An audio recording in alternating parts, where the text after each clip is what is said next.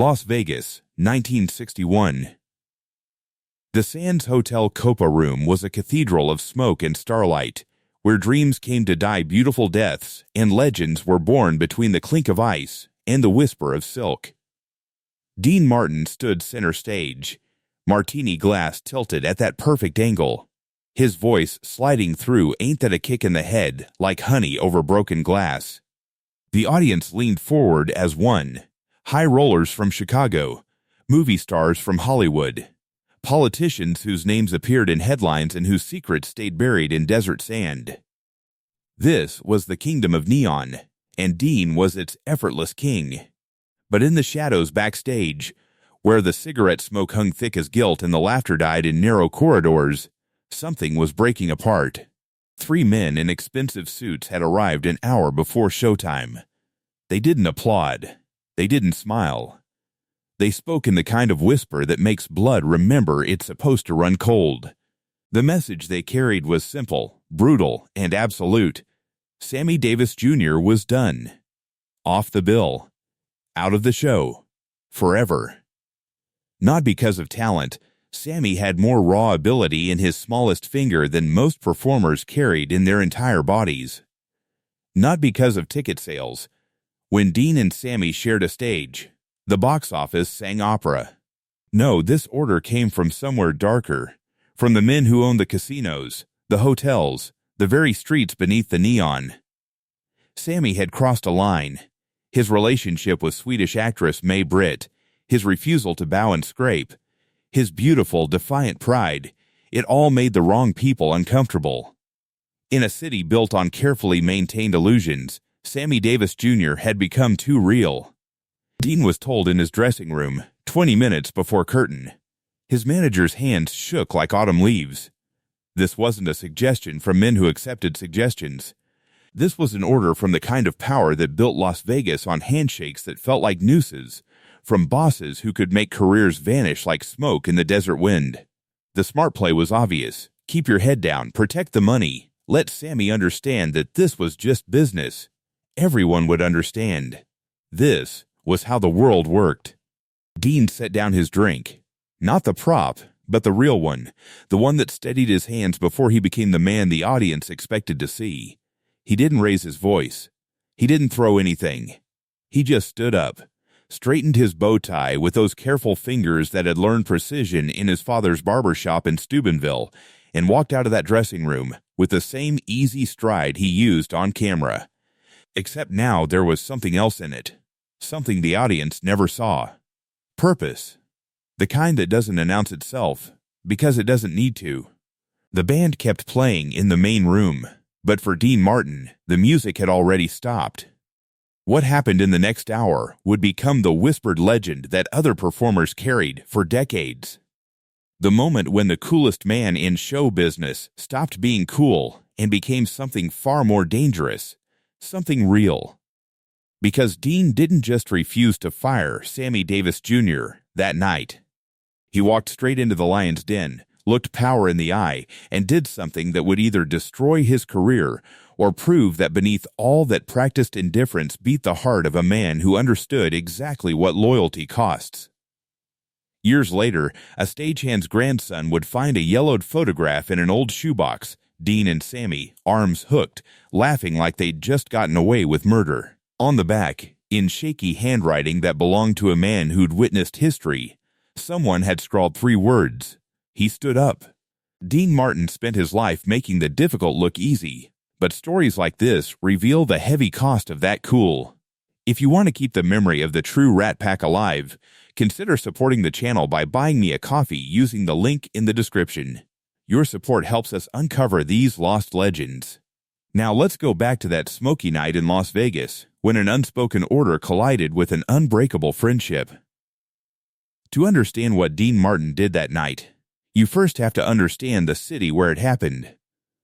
Las Vegas in 1961 wasn't just a place. It was a fever dream built on sand and secrets, where the air conditioning ran freezing to keep gamblers awake, and the hierarchy was carved in granite.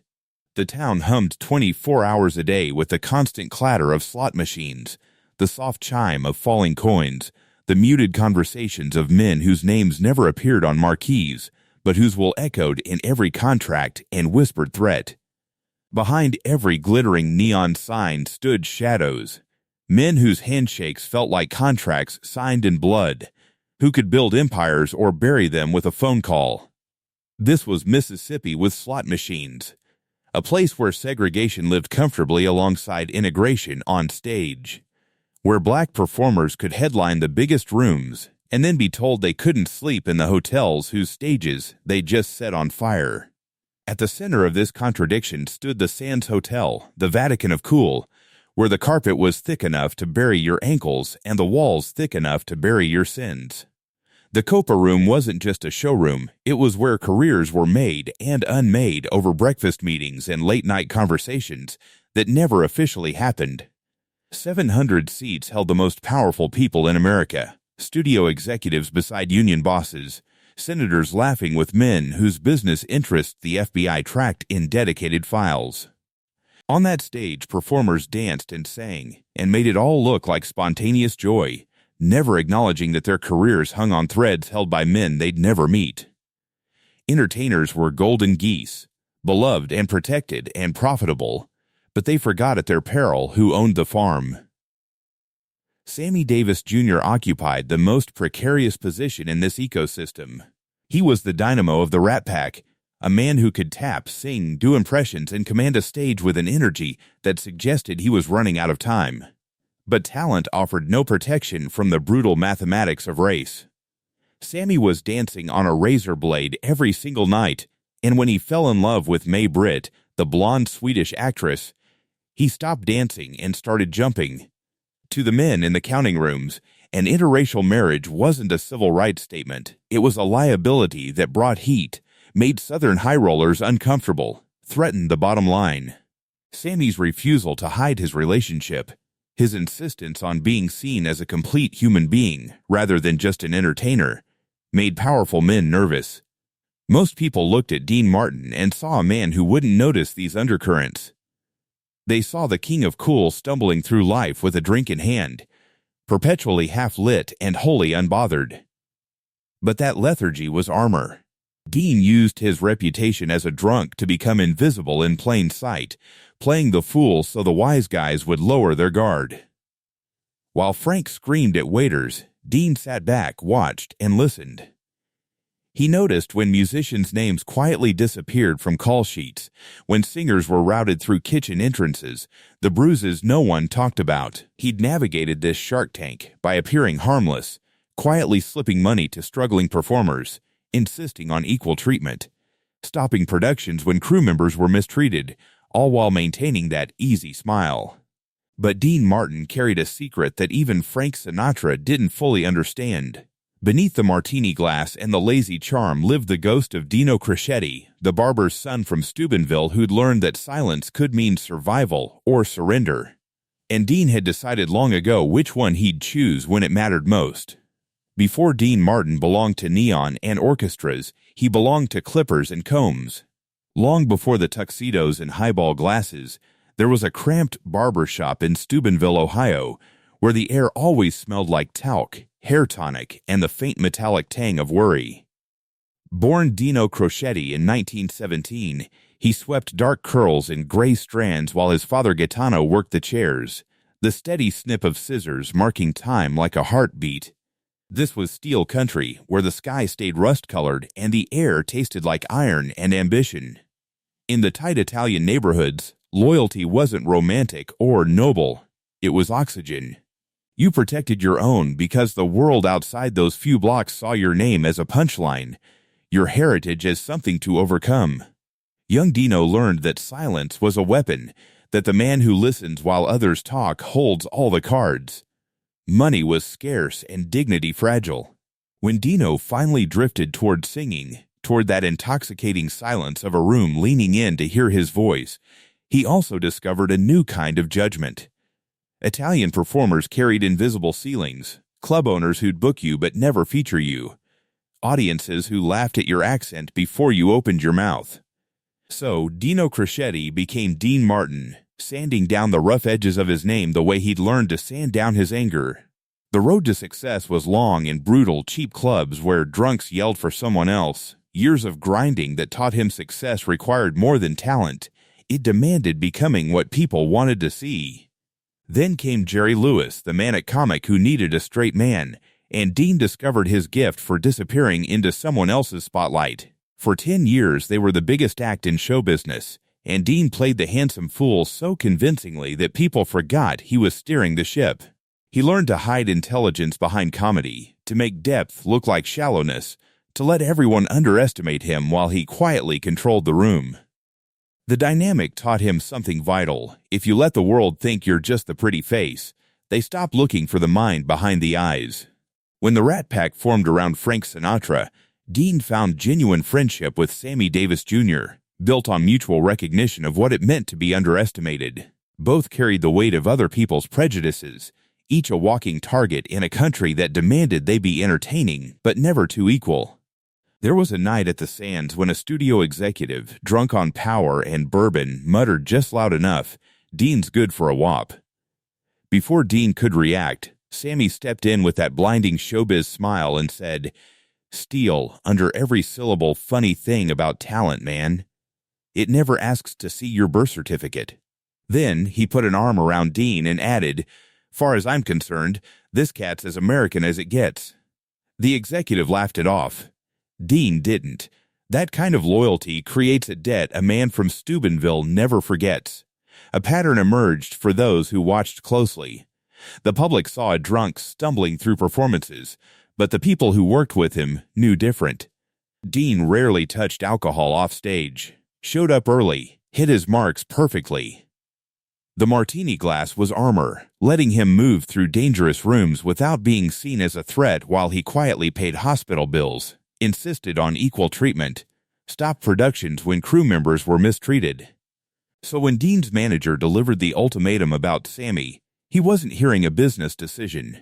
He was hearing an echo of every time someone had tried to dictate who he was allowed to be, who he was allowed to love, who he was allowed to stand beside. And something he'd kept buried under years of carefully constructed cool finally whispered, "Enough." Dean left his dressing room at 8:47, 23 minutes before he was supposed to be back on stage for the second set. The door closed behind him with a soft click that felt like burning a bridge. Anyone passing him in that narrow corridor would have seen the same old Dean Martin. But the rhythm of his walk was different tonight. It wasn't the loose-limbed amble of the drunk act. It was the measured stride of a man walking toward a cliff edge he intended to jump off. He moved past the backstage chaos, where chorus girls adjusted headdresses and stagehands coiled cables like black snakes, without seeing any of it. Something in his posture made them freeze mid-conversation, made them suddenly find urgent business elsewhere. He pushed through the heavy service doors onto the casino floor, where illusion met commerce in a symphony of desperate hope. The slot machines sang their mechanical lullaby, bells chiming with each pull, each loss disguised as almost winning. Dealers shuffled cards with the practiced rhythm of assembly line workers, while cocktail waitresses glided between tables like exotic birds. Dean walked through it all, past the craps tables where men shouted at dice as if volume could change probability, past the blackjack dealers whose faces revealed nothing. People noticed him. They always did. But tonight, something was different. Gamblers looked up from their cards. Pit bosses tracked his movement with narrowed eyes. A path opened before him without anyone consciously deciding to move. Bodies shifting aside the way crowds part for ambulances. In his head, the calculations ran silently. Walk into that office, stand up for Sammy, and what happens? The Sands contract was worth more money than his father had seen in a lifetime of haircuts. Movie deals, television specials, recordings, all of it hung on staying in the good graces of men who didn't forgive and never forgot. Fear lived in his chest, a cold weight he refused to acknowledge, because acknowledging it meant giving it power. Frank wasn't here tonight. The chairman had flown to Palm Springs, which meant Dean faced this alone, without the pack leader's protection, without the buffer of Sinatra's legendary temper that could redirect anger like lightning. The executive offices occupied the top floor, accessible by a private elevator that smelled like expensive cologne and quiet threats.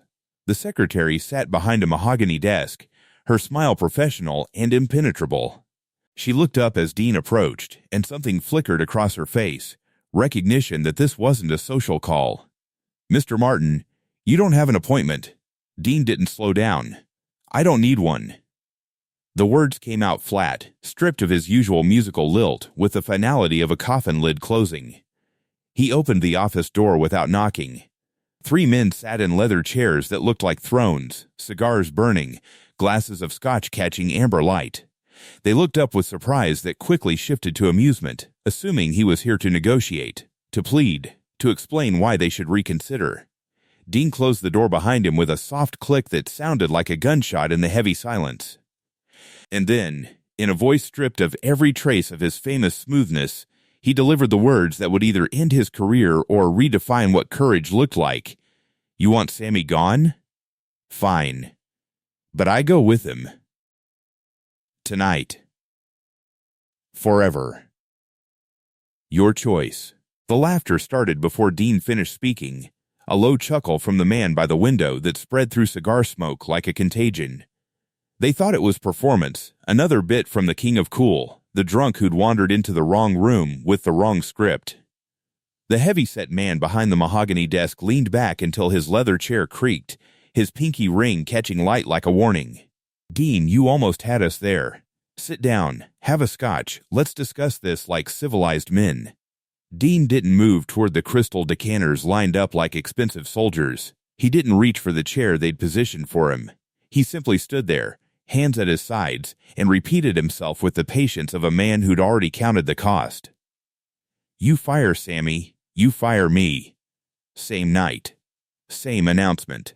No negotiation." His voice carried none of its famous music, just flat certainty that made the room's temperature drop 10 degrees. The laughter died like something strangled. Now came the real work, the attempts to save face while salvaging the situation. "Come on, Dean," the window man tried, his tone shifting to fatherly concern. "Don't make this sentimental. This is business. Sammy's situation with that Swedish girl, it's making people uncomfortable. Important people. You understand." "I understand perfectly," Dean said. "You fire him, you lose us both." They tried the usual tools then. First came appeals to his intelligence. "Be smart about this, Dean. Think about your career, your family." Then veiled threats wrapped in silk. "You walk out of here, you don't just lose a gig. You lose protection. This town remembers everything." Finally, when nothing moved him, the mask slipped entirely. "You know what you're risking? Everything you've built? For what, some misguided loyalty?" Dean met each attempt with the same unwavering calm. No middle ground, no compromise, no face-saving measures. The tension stretched like piano wire until even the ice in their glasses seemed to stop melting. Behind their eyes, calculations raced. Dean Martin wasn't just a singer, he was an economy. When the Rat Pack was in town, the casino drop doubled. High rollers flew in from Chicago and New York just to breathe the same air. Losing Sammy might send a message about maintaining order. Losing Dean would send a very different message about who really ran this town. The moment broke, not with explosion, but exhaustion. The man behind the desk crushed his cigar into crystal with unnecessary force, grinding it down like he was killing something. He didn't look at Dean when he spoke. "Fine, Sammy stays." But this conversation never happened. You understand? The official story is we reconsidered the booking schedule for artistic reasons. Dean gave the smallest nod. No triumph crossed his face, no victory lap, no handshake offered or expected. He simply turned and walked to the door with that same measured pace, the sound of his footsteps on thick carpet the only music in the room. As he reached for the handle, one final barb followed him. "You're making a mistake, Martin. A big one." Dean paused without turning around. "Wouldn't be the first time someone thought that about me," he said quietly, and stepped into the hallway. The elevator ride down felt longer than the walk up. The casino floor looked exactly the same. Slot machines singing their mechanical lullabies, dealers shuffling cards with practiced indifference, cocktail waitresses gliding between tables like exotic birds. But underneath, currents had shifted. Word moved sideways in this town, through glances and half-sentences and phone calls that happened in shadows. Back in his dressing room, Dean straightened his bow tie, took a sip of apple juice from a rocks glass, and prepared for the second set. On stage 20 minutes later, he was as smooth as ever, the jokes landing like silk scarves, the songs floating through smoke and starlight. The audience never knew that somewhere behind the curtain, a list with his name on it had just gained a new column, marked difficult. The retaliation came like desert wind, subtle but relentless. Movie roles that had been promised quietly went to other actors. Hotel suites became mysteriously unavailable. Television specials got postponed indefinitely. Recording sessions were rescheduled until they weren't rescheduled at all.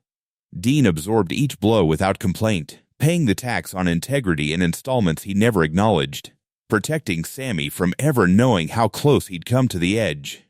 Dean never told this story. Not to reporters fishing for Rat Pack gossip. Not in interviews when he could have burnished his legend. Not even to his children when they asked about the old days. But Sammy knew. And decades later, in one of his final conversations, Sammy would break down remembering that night. Dean didn't save my career. He saved my soul. And he never asked for so much as a thank you. To understand what Dean risked that night, you had to understand what Sammy had already survived. Born into vaudeville in 1925, Sammy Davis Jr. had been performing since he was 3 years old, a child dancing for pennies while learning the brutal mathematics of American entertainment. He spent his entire life running twice as fast just to stay in the same place, breaking barriers with every performance, while collecting scars that never fully healed. At 18, he joined the Army and met segregation's full force, beatings and humiliations designed to break spirits that somehow only made him stronger. He came back to stages where he could sing like Sinatra, dance like Astaire, and command audiences with an energy that suggested he was racing against some invisible clock. By 1961, Las Vegas had become the cruelest oasis in America for men like Sammy. He could headline the Copa Room, his name blazing in lights 10 feet high, sell out every seat for weeks running, and still be forced to enter through kitchen doors, dodging dishwater and garbage cans while wearing a tuxedo that cost more than most people's cars. He could make millions for hotel owners who wouldn't let him sleep in their beds, swim in their pools, or even gamble at their tables. Every night was a performance of dignity in the face of designed degradation. Dean Martin watched this daily humiliation with quiet, simmering fury and responded with what could only be called a guerrilla war of dignity. He didn't make speeches or carry signs. Instead, he insisted on absolute equality in every detail that mattered. When hotels tried to separate them, Dean simply refused to stay anywhere that wouldn't welcome Sammy. If promoters attempted to list Sammy's name smaller on posters, Dean threatened to walk. When a bassist named Charlie Persip remembered a stage manager making a racial slur just loud enough for the band to hear, Dean stopped rehearsal mid-song, set down his microphone with deliberate care, and said quietly, "We'll start again when you apologize. And if you can't manage that, we'll find someone who can." The apology came quickly. The stage manager was gone by morning. The pattern extended far beyond Sammy. A script girl remembered the night Dean stopped a live television broadcast because a director had screamed at her, walking over to put an arm around her shaking shoulders while telling the director, in a voice that reached the back row, "If you speak to this young lady like that again, you'll be directing traffic, not me." Musicians carried stories of hospital bills paid anonymously, families discovering mortgages satisfied after tragedies, envelopes sliding under doors when hope seemed gone. When Sammy married May Britt months after the office confrontation, half of Hollywood stayed away, terrified of controversy. Dean showed up in his best suit, stood beside his friend for photographers whose flashes carried hostility, and normalized an interracial marriage simply by treating it as normal. He hosted dinners when others made excuses. his presence a silent rebuke to anyone who thought love should be segregated. The exhausting part wasn't the gestures themselves, but maintaining the mask afterward. Dean would stop a production to defend a crew member, then walk back on stage and play the lovable drunk, making audiences laugh while carrying the weight of being genuinely good in a world that often rewarded the opposite. Every joke landed smooth as silk, while inside he calculated the cost of the next right thing. But perhaps the most telling moment came at Dean's funeral in 1995. Sammy had died 5 years earlier, but his widow attended, carrying a photograph, Dean and Sammy backstage at the Sands, taken the night after the confrontation. Both men are laughing, Dean's arm around Sammy's shoulder. And if you look closely, you can see something in Dean's eyes the cameras rarely caught. Not cool, not detached, but achingly, beautifully human. True heroism rarely announces itself with a trumpet blast or arrives wrapped in widescreen spectacle. It doesn't usually come delivered from podiums with cameras rolling or speeches that shake the rafters. Most often, real courage is quiet, living in rooms that smell of stale smoke and expensive scotch, in the refusal to blink when power stares you down, in checks written in darkness to keep strangers' lights burning. We spend so much time looking for heroes in the wrong places, searching for the loudest voices and grandest gestures, that we miss the silent men who simply plant their feet and refuse to move when it matters most. Dean Martin occupies a unique and somewhat tragic space in entertainment history, beloved but profoundly underestimated, remembered more for the act than the man, celebrated for the martini glass rather than the spine of steel that kept him upright. He was so successful at playing the indifferent idler, the man who didn't care about anything but his next golf game, that the world forgot indifference is often the most effective mask for deep, bruising sensitivity. We mistook his ease for shallowness, failing to see that making integrity look effortless is the hardest work of all. History gave him the title King of Cool, but rarely bothered to ask what it cost to stay that cool in a world on fire. The 1960s were not just sequins and showrooms, but sit-ins and church bombings, freedom riders and funerals. America was tearing itself apart over who counted as fully human, and in that volatile landscape, every small act of courage carried weight beyond its apparent size.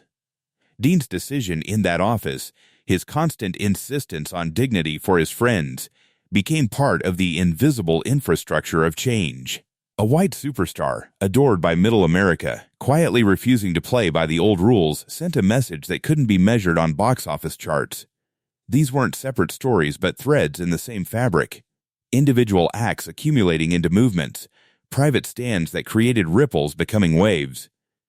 Integrity, Dean's life suggests, isn't about perfection or spotless living. It's about showing up when it matters most, about understanding that your power is useless if you can't use it to shield someone standing in the rain. Dean rarely spoke about his code, coming from a time and place where men demonstrated their feelings rather than discussing them. But in rare, unguarded moments, he offered glimpses of the philosophy that guided him from his father's barber shop to the penthouse at the Sands. "You don't leave your friends in a fire," he once said with a joke on his lips, but those who knew him understood it wasn't a punchline. It was policy. "You gotta dance with who brung you," he'd add, a simple phrase hiding a complex commitment to loyalty that remained binding, especially when it became inconvenient. Picture him one last time on that stage, the tuxedo midnight blue, cigarette smoke curling like question marks, orchestra swelling behind him. He looks relaxed, almost bored, leaning against the piano as if he has nowhere else to be. But look closer now. See the weight he carries so lightly, the deliberate choice in every casual movement. He's performing the ultimate magic trick, making us believe that being good is easy, that standing up to giants requires no effort. Stories like this force us to rewrite our definition of cool. Real cool isn't detachment or indifference or floating above the messy business of caring. It's having the courage to care deeply while making it look like you don't. Standing up for what's right while never claiming credit. Dean Martin died on Christmas Day 1995 at 78. The obituaries called him a legend, an entertainer, the king of cool, But they missed the real story. They missed the man who walked into that office in 1961 and bet his entire career on a friendship.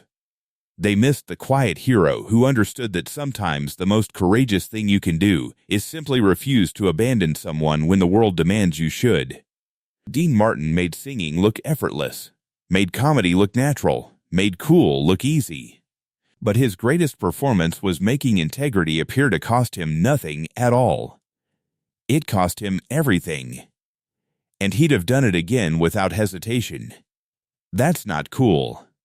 That's immortal.